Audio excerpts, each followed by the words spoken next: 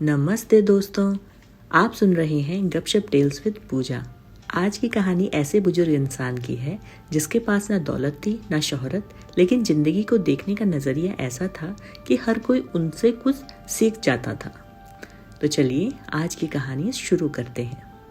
आज की कहानी का शीर्षक है जिंदगी से शिकवा नहीं। शहर के पुराने हिस्से में एक तंग सी गली थी। वहीं एक छोटा सा कमरा था जहाँ रहते थे हरिनाथ जी। उम्र करीब 75 साल।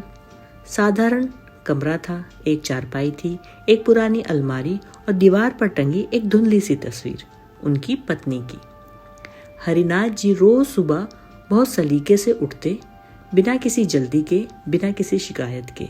लोग अक्सर कहते थे, इस उम्र में इतना शांत कैसे रहते हो? लेकिन कोई नहीं जानता था कि इस शांति के पीछे कितनी जिंदगियां दबी हुई थी। हरिनाथ जी कभी एक फैक्ट्री में काम करते थे।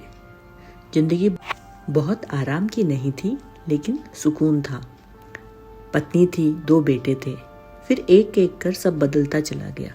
फैक्ट्री बंद हो गई, पत्नी बीमार सी चलने लगी और बेटे काम में ऐसे उलझे कि पिता पीछे छूट गए। आज हाल ये था कि महीनों तक कोई फोन नहीं आता। त्योहार अकेले काटते और बीमार पड़ने पर खुद ही दवा लेनी पड़ती। लेकिन हरिनाथ को कभी किसी से शिकायत नहीं की। हर सुबह वो गली के नुक्कड़ की चाय की दुकान पे जाते, वहीं बैठते, दुनिया को देखते। कोई नौकरी से परेशान, कोई रिश्तों से परेशान, कोई पैसों से परेशान। एक दिन दुकान वाला बोला, बाबा आपके पास तो वजह है दुखी होने की, फिर भी आप मुस्कुराते रहते हो। हरिनाथ जी हंस दिए। बेटा, दुख होना और दुखी रहना 2 अलग बातें हैं।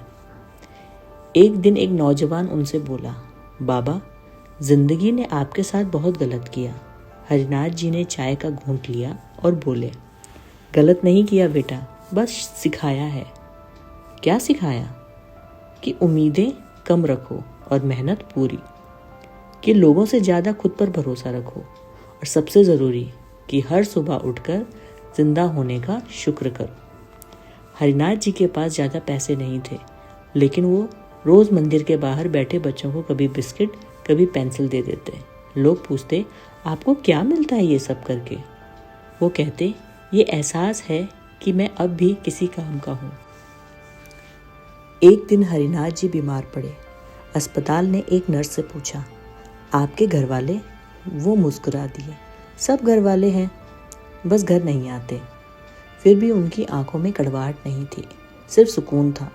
कुछ दिन बाद हरिनाथ जी चल बसे, लेकिन उनकी चाय वाली दुकान पर लोग आज भी कहते हैं, अगर जिंदगी से लड़ना है तो हरिनाथ जी जैसा एटीट्यूड रखो। जिंदगी हमें क्या देती है ये हमारे हाथ में नहीं है, लेकिन हम जिंदगी को कैसे देखते हैं ये पूरी तरह हमारे हाथ में है। तो दोस्तों, अगर इस कहानी ने आपको जिंदगी को थोड़ा अलग नज़र से देखने पर मजबूर किया हो तो इसे दूसरों तक जरूर पहुंचाएं।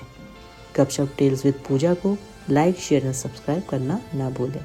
फिर मिलेंगे एक नई कहानी के साथ। तब तक के लिए धन्यवाद।